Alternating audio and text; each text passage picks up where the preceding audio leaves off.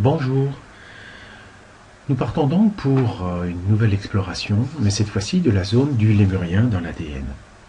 Donc comme vous pouvez le remarquer sur le schéma général que vous commencez à connaître maintenant, eh bien, le lémurien correspond donc à la zone 3, c'est-à-dire à la zone du créateur, qui inclut, entre guillemets, on va dire les couches 7, 8 et 9, et qui représente, on va dire, le soi énergie.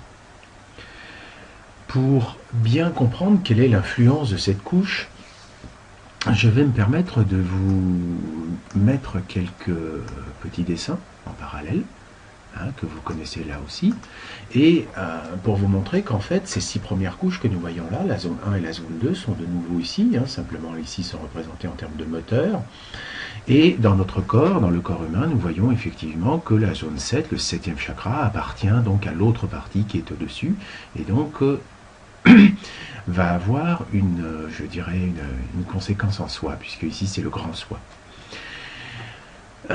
Qu'est-ce que je voulais vous dire par rapport à ça? Eh bien, ici nous avons vu dans l'article précédent que la ligne 6, eh bien, c'était votre soi supérieur, c'est-à-dire la ligne la plus haute du trigramme, et qui est donc au contact de la ligne 7, c'est-à-dire en fait du sacré.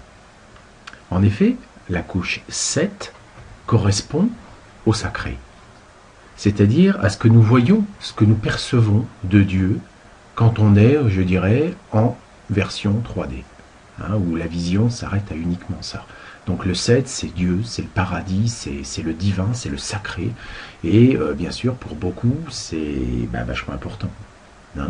Tout en sachant que, effectivement, là aussi, la ligne 4 correspondait, on va dire, à l'âme pour les gens de 3D. Bon, quand on passe en vision supérieure, c'est-à-dire celle de 5D, c'est-à-dire on voit l'ensemble de tous les hexagrammes, puisqu'ici il y a un hexagramme féminin, un hexagramme masculin, eh bien, on voit que quand on voit l'ensemble, eh bien, en fait, véritablement, l'âme va être plutôt le 4, 5, 6, puisqu'elle inclut, entre guillemets, je dirais, notre soi supérieur, le petit soi supérieur, alors que la zone 7, en fait, va inclure toute la partie divine dans sa totalité. Et on va voir que cette partie divine possède 6 niveaux, elle aussi. Donc on trouvera 2 groupes, on va dire, le lémurien et le divin, et on abordera le divin dans la prochaine vidéo. Donc cette partie-là, eh bien, ça va être la partie que j'ai appelée le créateur. Pourquoi? Parce qu'elle va correspondre à un côté masculin dans le féminin. J'y reviendrai dans le prochain schéma que je vais vous montrer. Donc ce que je voulais simplement que vous compreniez en vous montrant ceci, c'est que la ligne 7 correspond en fait à la démarche qu'a un individu à vouloir découvrir le sacré. Puisque son soi supérieur, en fait, est en ligne 6. Voilà, donc il y a une connivence très forte. Alors, pourquoi y a-t-il une connivence aussi forte? Et c'est là que je reviens sur donc, un autre schéma que vous connaissez bien, puisque nous voyons que ce disque 7, 8, 9 fait partie de la partie donc masculine de la partie féminine en haut. Donc c'est un féminin masculin, puisque après, on verra que le prochain disque ici, 10, 11, 12, appartient uniquement au féminin. C'est-à-dire qu'il n'y aura plus aucune matérialisation en quoi que ce soit. Rappelez-vous, en termes dimensionnels, eh bien, ça va de la 19 à la 24D. Donc, le point de vue dimensionnel ne peut aller que jusqu'en 18D. Et donc, par rapport à la soucoupe volante, eh bien, on peut comprendre beaucoup mieux comment sont reliées, en fait, ces deux parties-là. C'est-à-dire la partie humaine et la partie lémurienne. Donc, je vous avais montré ça sous une forme de soucoupe volante, parce qu'effectivement, c'est vraiment le cas. C'est-à-dire que nous provenons, vous le savez tous, nous provenons de sources extraterrestres. Notre esprit, notre particule d'esprit, n'appartient pas à la Terre. Il n'appartient pas à la matière. Donc nous sommes bien une entité venue expérimenter dans la matière. Simplement, ce qui appartient à la Terre, c'est ça. C'est-à-dire la partie matérielle, la poussière qui redeviendra poussière une fois qu'on sera parti. Donc, nous sommes des extraterrestres venant vivre une expérience terrestre, on peut dire. Et puis, arrivé un moment, quand on en aura vu le bout, eh ben, on va remonter dans notre propre soucoupe. Donc le processus de l'ascension consiste en fait à remonter dans notre soucoupe. Donc on voit que quand on regarde ces différents hexagrammes, enfin cet hexagramme-là, qui sont avec deux trigrammes, un trigramme bleu et un trigramme rouge, eh bien on voit qu'il y a une progression. Et donc le soi supérieur est complètement collé à la notion de la septième couche du sacré et du divin. Et pour cause, puisque c'est eux qui font la colle, on peut dire, entre les deux parties de la soucoupe volante. Donc c'est pour ça que nous regardons souvent, je dirais même toujours, en direction du ciel pour voir Dieu. Parce que instinctivement, nous savons que ce sacré, que ce divin vient des étoiles. Vous comprenez?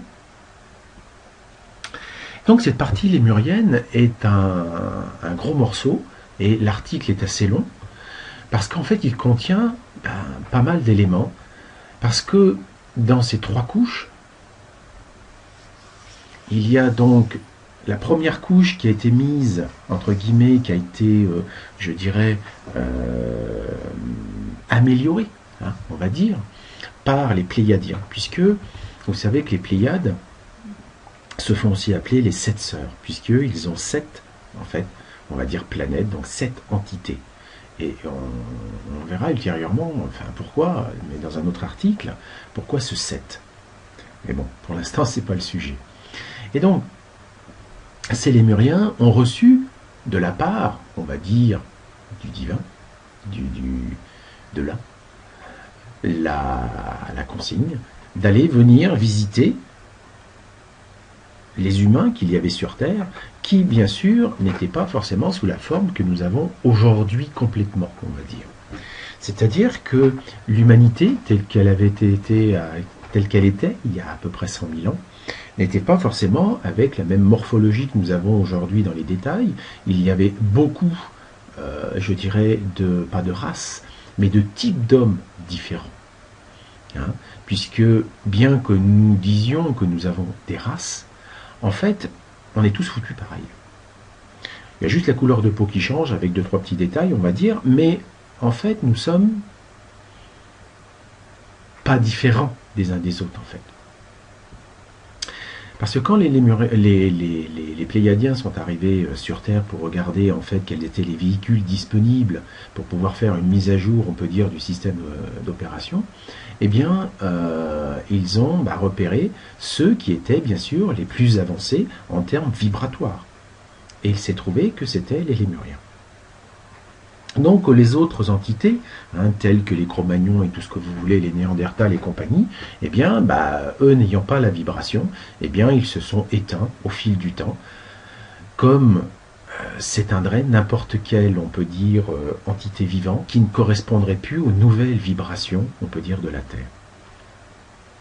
C'est ce que l'on va subir d'une certaine manière en ascensionnant, puisque vous savez que nous allons passer d'un corps carboné à un corps silicé. Ça veut dire en clair que le corps que nous avons aujourd'hui, eh bien, d'une certaine manière, va être transformé suffisamment profondément.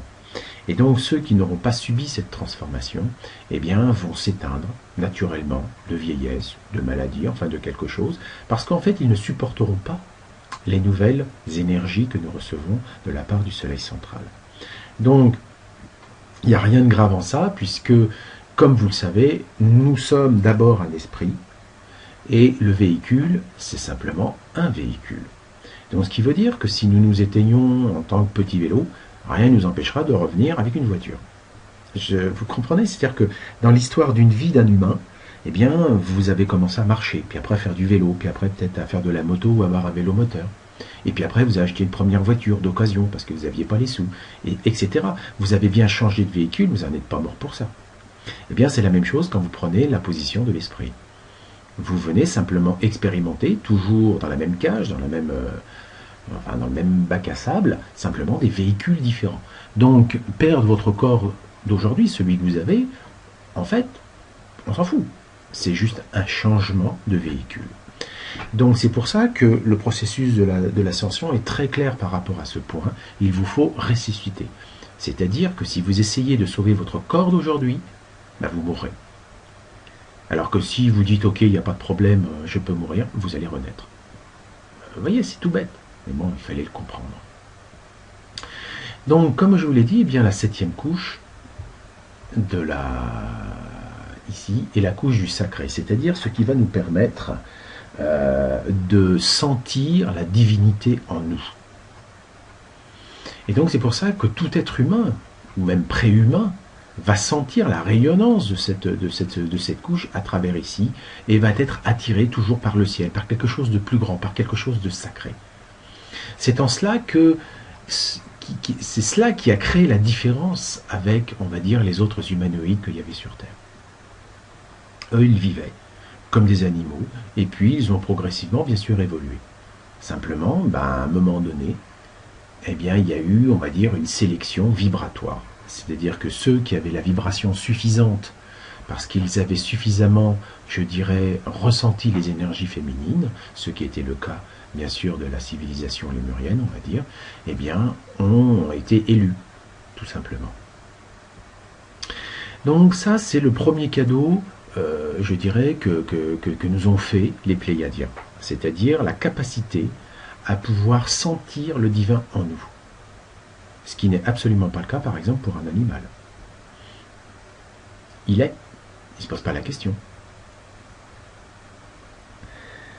Ensuite, la 8e couche, c'est celle, ce qu'on appelle de la sagesse et de la responsabilité. C'est-à-dire que, si je la représente ici, elle est celle qui va vous permettre, entre guillemets, d'assumer la responsabilité de votre co-création. Et donc pour cela, eh bien, les Pléiadiens ont inséré un code extraordinaire, fortement demandé dans l'univers, et quasiment pas répandu, puisque on va dire que dans la galaxie, il y a par eux, il y a nous, quoi, point barre. C'est celle de pouvoir avoir le libre arbitre, c'est-à-dire de pouvoir aller à l'encontre du Créateur. C'est-à-dire de pouvoir faire des choses qui ne sont pas dans l'ordre des choses de l'un. Alors, vous allez dire, c'est ce qui se passe aujourd'hui. Oui, puisque c'est en nous. Mais sur d'autres planètes, ils ne peuvent pas le faire, puisqu'on ne leur a pas donné le droit de le faire. Et comme je l'ai écrit dans l'article, vous ne pouvez pas avoir la responsabilité de désobéir à l'un si vous n'avez déjà pas montré la fiabilité que vous avez dans l'harmonie. En clair, les gens qui sont venus, on va dire, dans le système solaire, et particulièrement s'incarner sur Terre, sur Urantia Gaïa, eh bien, sont pas, comme je dis, des branquignoles. En fait, c'est l'élite, le top de ce qu'il y avait dans le 7e super univers. Donc, on est les meilleurs des meilleurs des meilleurs des meilleurs, et comme dirait l'autre, on a mérité la place qu'on a actuellement sur Terre. Puisque ce qui nous motive à avancer, c'est d'être au service de l'un. Simplement, il nous a fallu réapprendre dès le début, et avec, bien sûr, je dirais, cette capacité de libre arbitre, il a fallu qu'on expérimente les différents stages d'évolution jusqu'à l'ascension. Et donc, nous sommes arrivés à la fin de cette école, en termes ascensionnels, puisque une fois que nous aurons ascensionné, ça veut dire que nous serons montés dans notre soucoupe volante. Ça ne veut pas dire qu'on va maîtriser la soucoupe volante et qu'on pourra commencer à co-créer des systèmes solaires. Non. Il y aura encore une petite période dans cette zone-là, dans la zone humaine, on va dire, où il va falloir stabiliser les choses, vraiment, maîtriser les voyages interdimensionnels et puis comprendre tout ce qui se passe, ainsi que toutes les lois, on va dire, administratives, qui correspondent aux lois divines dans les différents univers, super-univers, univers locaux et tout ce que vous voulez.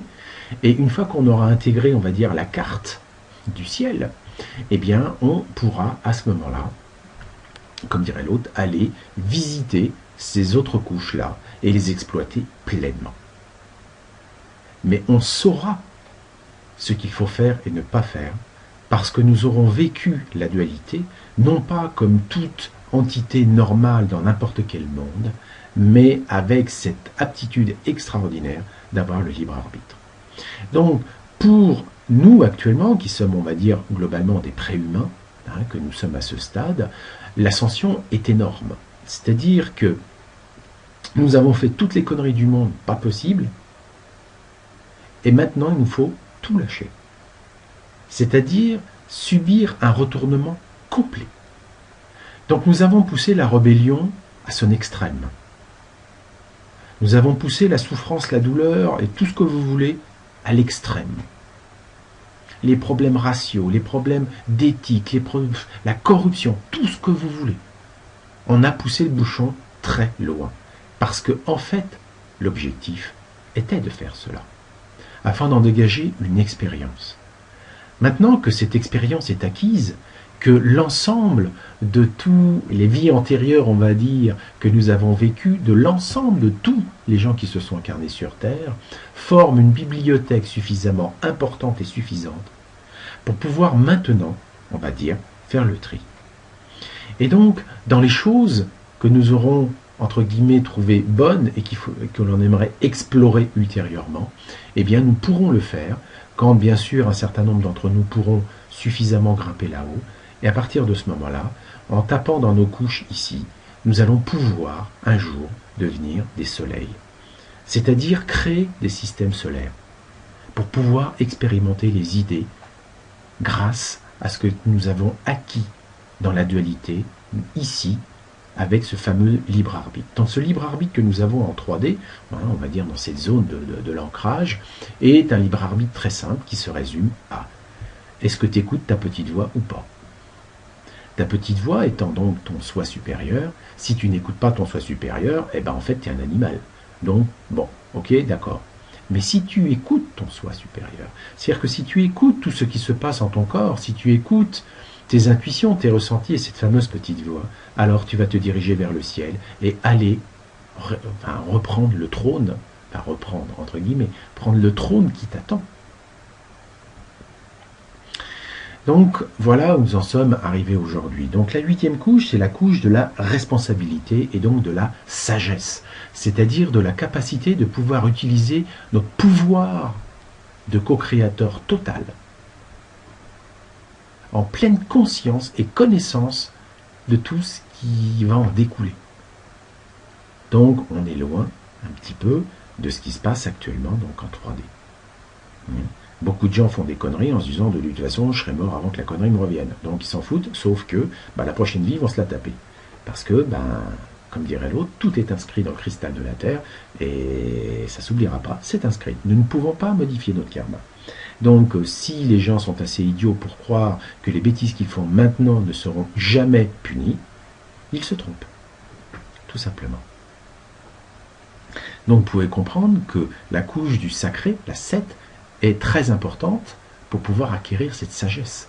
Donc quand vous avez une notion du sacré, que vous avez un respect pour la vie, eh bien vous allez commencer à pouvoir utiliser ce pouvoir. Et donc ces deux couches, ça a été le cadeau qui a été fait par, on va dire, nos parents, c'est-à-dire d'une certaine manière les Pléiadiens. Ensuite, la 9e couche, elle est différente puisqu'elle est propre aux Lémuriens. C'est pour ça qu'on l'appelle le groupe lémurien, parce que c'est la 9e couche, donc elle est bien au-dessus des deux autres, c'est celle de l'auto-guérison et du rajeunissement. En effet, les lémuriens avaient, grâce, je dirais, à un état d'être très féminin, c'est-à-dire une capacité de se connecter au féminin, c'est-à-dire à la vie, à l'énergie, à l'essence, eh bien, sont arrivés à construire des temples de rajeunissement. Ces temples de rajeunissement n'étaient en fait que des temples ayant une vibration spécifique qui amplifiait les vibrations émises par l'individu qui dirait « moi, je veux rajeunir ou corriger tel problème ». Et donc, ces temples causaient directement, grâce à ces vibrations, à l'ADN de la personne. Donc, c'était bien la personne qui se réparait elle-même. Donc il n'y avait aucune chirurgie, il n'y avait pas de scalpel et il n'y avait pas de médicaments. Et donc cette aptitude développée par les Lémuriens est assez exceptionnelle, puisqu'elle correspondait à des gens qui quand même vivaient en 3D, je vous signale. C'est-à-dire à des gens qui étaient mortels. Donc, c'est une expérience unique. Et c'est pour cela que c'est aussi une autre chose qui fait que les extraterrestres, on va dire ceux qui ne sont pas gentils, eh bien, ont voulu nous mettre la main dessus. Parce que nous avions deux choses exceptionnelles.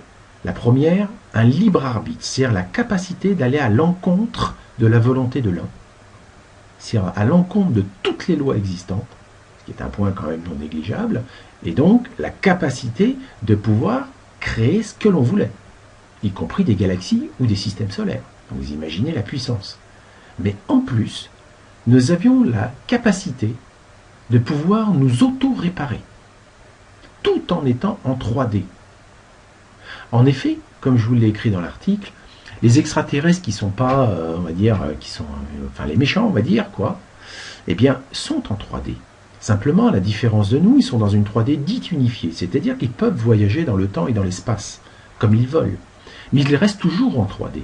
Donc ils sont très très forts en technologie, ils sont très très forts dans la domination, ils sont très très forts dans la compétition.